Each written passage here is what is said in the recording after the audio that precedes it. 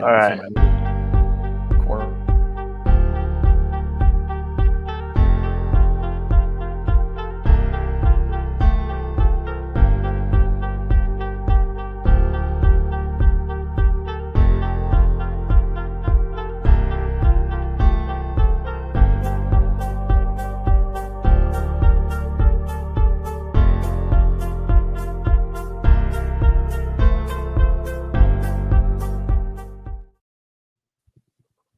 All right. Hey, everybody. Welcome to today's webinar hosted by Jeremy Larkin. Take it away. All right, hey guys, Jeremy Larkin, level 3 core coach. I have the honor and privilege today of interviewing somebody who I think really highly of. I think he was probably my top 3 students of all time I've ever coached. Ronnie's got a big heart. He's a big dancer, and even better, he's a better guy, great student, and he is kicking butt right now. So I'm excited to share just a quick conversation, kind of what's working with Ronnie, kind of maybe some struggles, some things that are working really well for him. Have him share his journey. So I want to introduce Ronnie. So Ronnie, tell us a little about yourself. Tell us a little about your core journey thus far. Well, first of all, I didn't realize in your top 3 of your favorite students. Kind of curious off camera. The numbers don't lie, buddy. The numbers don't lie. I just want to know who 1 and 2 are. I said top 3. I said top. Yeah, 3. I know. Oh, top 3. I could be 1. Okay, there you go. So my name is Ronnie Debenedetta. I am in Prescott, Arizona, just about an hour and a half north of Phoenix. If any of y'all are coming out for the core for the summit next month, I'm just about an hour and a half away from that. So very excited. I work for a Better Homes and Gardens brand. It's a Bloomtree Realty. We are a brokerage of about 150 agents in a market that's got about 2,500 agents. So I've got a team of 2 others. I've got a transaction coordinator, RP1, and kind of an executive assistant that are kind of all merging into the same role and trying to divide those up and figure out where we're going with those. And how long have you been in the core now, Ronnie? I graduate this summit. I thought I saw you on the list. That's awesome. So yep. Congratulations on that. So it's been 2 years. I signed up, January 2022. Thinking, or was it 2023? Yeah, January 2023. Good friend of mine that was with the core for many, many years. She had been trying to get me in, and I told her, I'm like, yeah, I just don't think now is the right time. I just feel like the real estate market is going to shift a little bit, and I just don't know that I'm ready to write the check. And she said to me, now is the perfect time.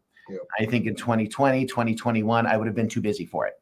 Yeah. I would have been way I see far too many people. I have these conversations, Ronnie, with people. It's just even around my own market. Mm-hmm. And that seems to be the underlying thing I hear every time is, I just don't think I'm ready for it. Or now's not the right time, bad timing. Man, it burns me up inside when I hear somebody say that, because it's like, like I'm just thinking about my own personal journey. I would be here as fast as I got here without having somebody coaching me and holding me accountable. And 100%. So when I hear people say it, just it's like, come on, man, just say, you got to have some faith. You got to dive in. So man, kudos to you for doing it. Yeah, no, it has changed my life. I was getting too busy. I was struggling. I was a horrible husband. I was a horrible dad. Well, I don't mean horrible, but I wasn't as good as I could have been. I was drowning in work. I didn't know how to delegate. I didn't have anybody working for me. I shared the TC with the rest of the office, and I was just doing too much. Yep.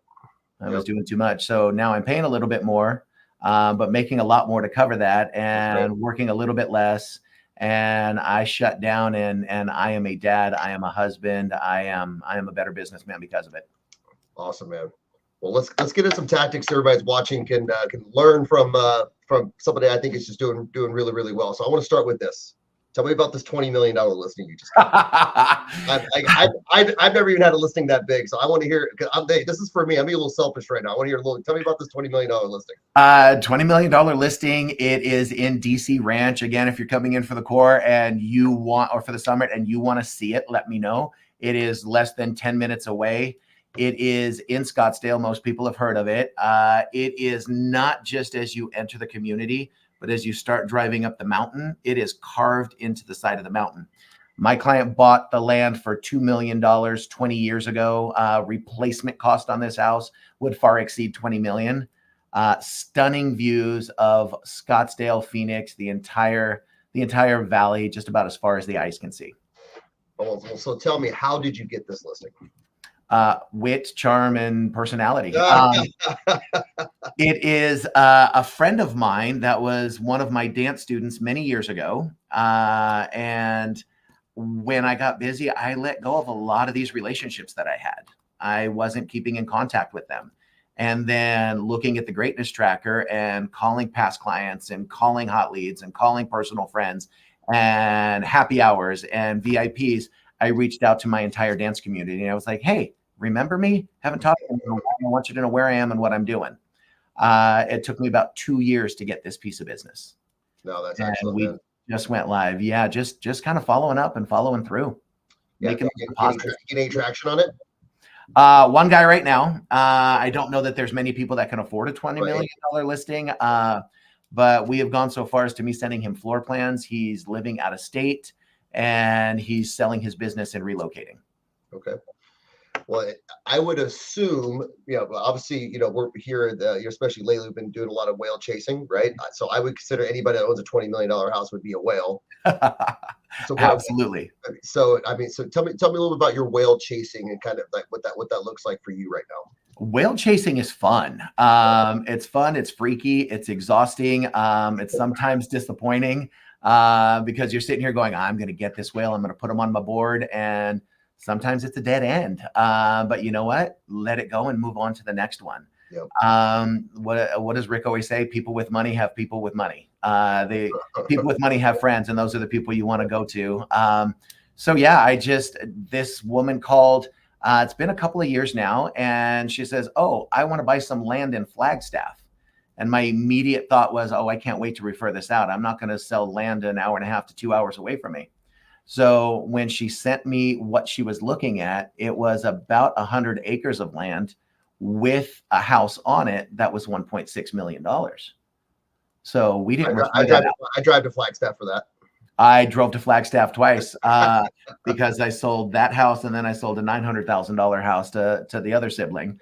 And then Mama's house just came in and now she's going to buy something in Chandler and we're going to move her up here to Prescott. So it's going to be about 6 sides to a transaction, just kind of following and chasing.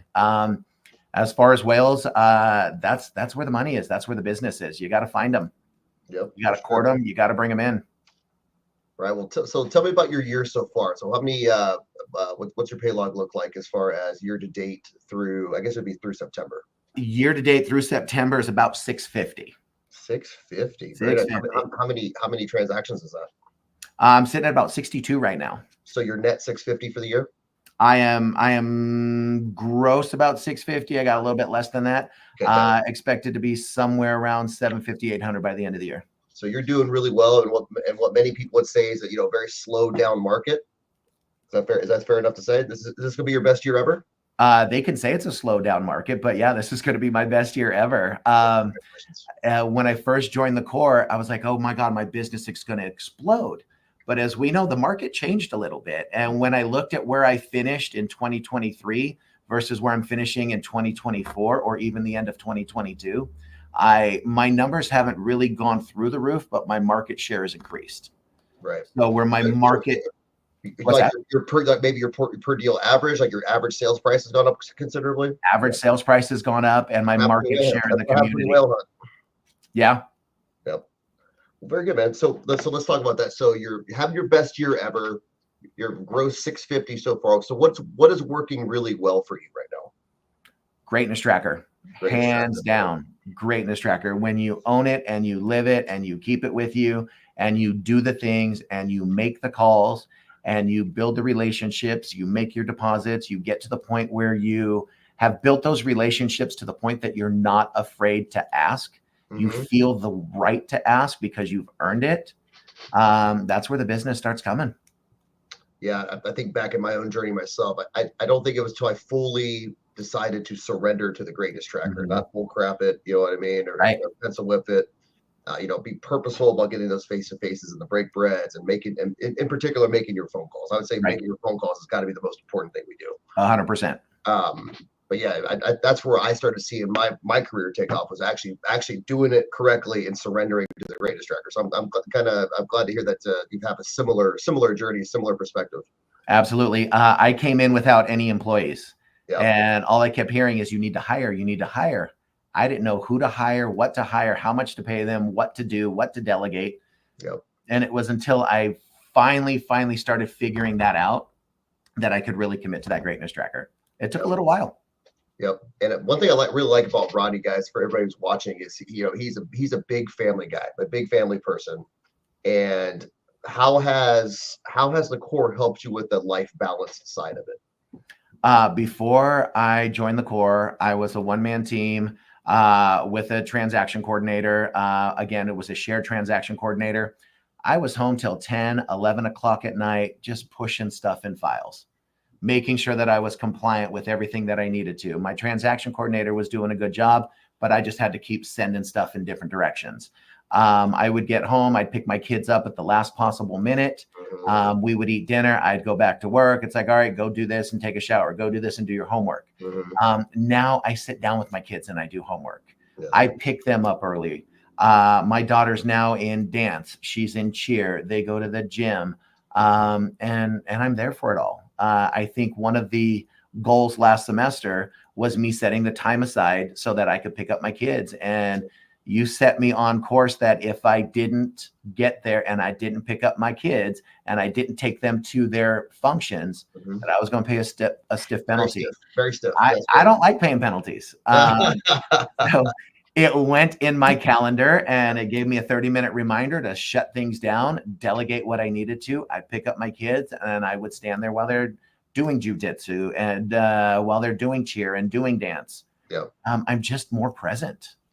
Yeah. So I mean, outside of fear, like what are some tactics that you implemented to your, I can imagine creating leverage and delegation is probably a big part of it, but what are some tactics you did to help bring you a little more balance into your life at home? Yes. Oh. Yeah. So what, give me a tactic or two around how you were able to go pick up your son or your kids at 4 o'clock or whatever that time was, because not everybody has that luxury of doing that. So give me tactics around that. Absolutely. Focusing on the workday, focusing on the calendar. If it's not in the calendar, it doesn't exist. I need to put it in my calendar to get it done. I time block. I think that's one of the biggest things that I've taken away from these last 2 years is blocking the time to get it done. When I first started, it's like, okay, Mondays, call your VIPs. Fantastic. Well, I'd call one at 8 o'clock. I'd call one at 9:30. I'd call one at 2 o'clock in the afternoon. It was 4 o'clock and I'm like, oh goodness, I got to get 12 more done. And I'm trying to make those calls and get it in. When I block the time to do it, and I block the time to be out of the office by 4 o'clock, to be at school by 4:15, to be at jujitsu by 4:30, like it's exact because it's in my calendar. I've gotten so specific this semester that I put drive time in my calendar. I leave the house at 7:30. I drop the kids off at 7:45. I'm at the office by 8 o'clock. If I've got to pick them up at 4, at 3:45, drive time is in my calendar. My executive assistant keeps me on target. She was just here throwing my jacket at me. You need your jacket on. She had to log me onto her computer because my Mac wouldn't log me on.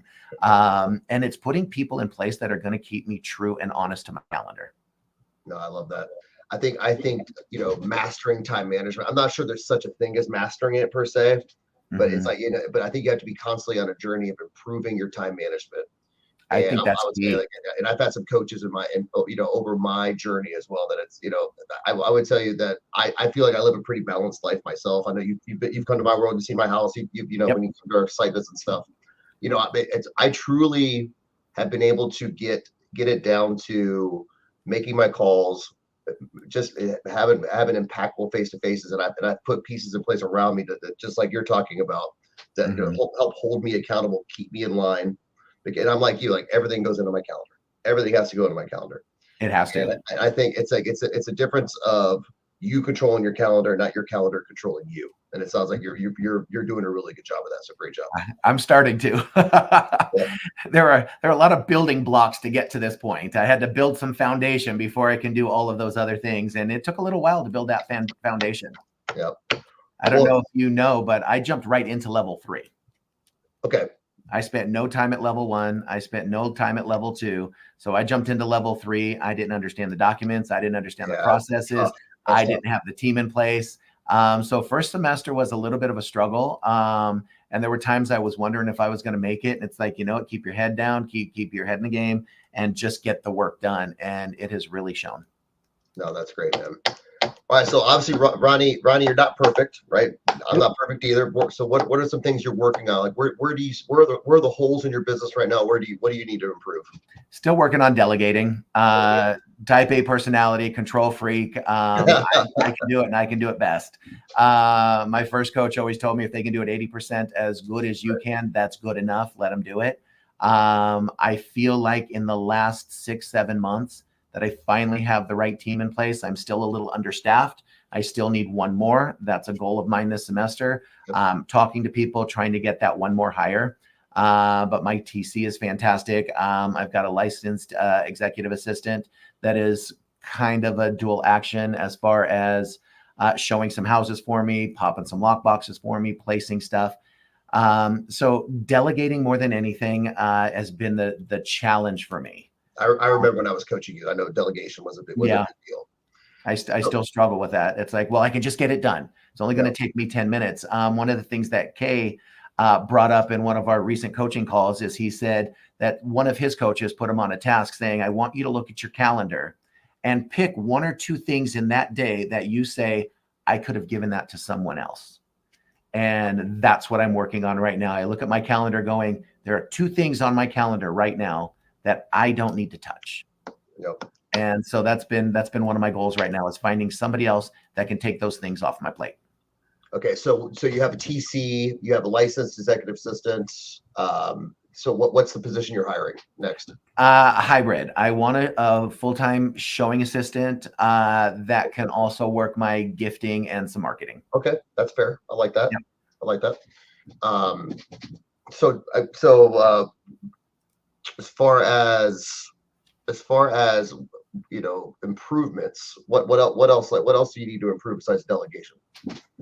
Gifting, still a struggle. Okay. All right. Still a struggle. I'm getting better at it. I'm getting better at delegating it so that it can get done. I've now figured out a way to delegate thank you cards. It's real quick. Send a text. Hey, I need a thank you card to this, and they're done. They're written. I come in and I sign them, and I make sure that they're right before they go out. So as far as gifting, where do you struggle around gifting? Pop buys, random gifts. Getting better at closing gifts. Need to get better at birthday gifts and anniversary gifts. Okay. So part of I just share a little tactic that works well for me. So I have a structured 30-minute meeting with Brittany, my personal assistant. And one of the topics we talk about every week is what, especially around my VIP program, right? It's like, okay, well, so-and-so's birthday is coming up. What are we getting them? So that is a topic of conversation every week at our 30-minute meeting. Do you guys have any sort of structured meeting with your assistant? Not that structured. Okay. I do have structured meetings, but we need to go that extra gifting, whatever. Let's say if I'm organizing or if I got a project or something going on, so we're working on that, and then anything core related, we're having those conversations during that 30-minute meeting. Got it. But it's been very productive for us. I like it. So I was gonna make a comment about the delegation. Every now and then, like I get into a rut as well, where I feel like I'm doing stuff I shouldn't be doing. I just bad habits creep up every now and then. It happens, right? Something that really works well for me is when I start catching myself doing things I don't like. I actually keep a list right here by my desk of stuff that I'm doing that I don't like. That way, when it comes time to when I have any sort of structured meeting with my team. Now I'm like, okay, I need to remove this. I'm doing this too much. I'm looking at comps too much. I'm getting too involved. Like I have a tendency to get too involved in the gifting. I don't want to be as involved in the gifting as I am. And if we had all of our stuff together, like I don't have all about you forms on every single one of my VIPs. That's something I'm struggling with. So I'm trying to get them to do the all about you forms, right? So, and I probably have my 60 VIPs. I probably have about 40 of them. But having those all about you forms makes it so much easier. It does. Yeah. Well, cool, man. Well, tell me about your biggest whale you're chasing right now. I'm still going after attorneys. I'm still going after attorneys. I've got 2 that are really, really feeding my business. 2 leads this week from attorneys. What type of attorneys? What? One is both of them deal with probate. They deal with estates. They deal with divorce, things like that.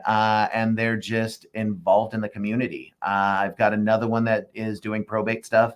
I've got another will writer in town that is not an attorney, but he does do wills and estates. And he's my next one. But the lawyers are the ones that are feeding my business. I think that I do have a law degree, passed the bars in California and Nevada. Yep. So I tell them all the time, listen, I speak the language, but I stay in my lane. So if you need somebody that can explain what you do and why they need you, this is how we can work really well together. So that's where I'm going this time. Just working on those, working with medical practices and recruitment. I've got one of the only oncology departments in Northern Arizona. They go all the way up to Flagstaff. I'm with their recruiter and getting a lot of the new doc business. Very good. I love that. So those are my people. I love it, man. Yeah, I've had some success around the state attorneys as well. I mean, and I hate to say it, man, this is going to sound so bad, but I mean, we come across a lot of divorces. I mean, divorce is good for our business. Let's face it. I mean, I don't wish that on anybody, but it's good for our not business. Not at all. But they've got to sell a house, so if it's not going to be you, it's going to be somebody. That's right. And my advice there is don't choose a side. You need to be cordial with both the husband and the wife, because as they sell one house, they may be buying 2 others. That's right. Well, so one thing so it's funny. It's funny you bring that up, because I'm thinking back to like common practice for me when I'm in a divorce type situations. We put everybody in a group text together, right? And I took that. I'm like, well, why am I doing this? Why aren't I doing this with every transaction? Right. So like, and when I say the group text, not just myself, but my transaction coordinator as well. Mm-hmm. That way we're all on the same page. It looks like we're all communicating. I don't need to be involved in every single conversation with my clients, but I at least have an idea what's going on. Right. You know what I mean? Or give the appearance of it. And Nicole, my TC, she knows that if it's something that they're asking, she knows it's her job to respond to that text message. Got it. But for me, that started with divorce situations, and I just decided, okay, I'm gonna do this with every client now. So right. No, that's a great idea. Yeah. I've got one that we closed not that long ago. Do not copy me on a text with my ex. I don't want to be anywhere near that person. And so then you got to keep it separate. But for the most part, we've got a common goal, and that common goal is to sell the house. And I'm going to need you all to cooperate at least at that level. I don't need to play with the kids. I don't need to know where you're going. I don't need the nuts and bolts of the divorce. I don't care who's getting what money wise. Our goal right now is to sell a house. Our second goal is to find you another house. Where are we going after that? And we can just try and keep it professional. Gotcha. Well, man, so we got a couple minutes here left here. I want to ask you a question. So Kay, I understand you're being coached by Kay right now. I am. Kay Watanabe has probably been the most impactful coach in my one. Definitely, when I say top 2, he's top 2.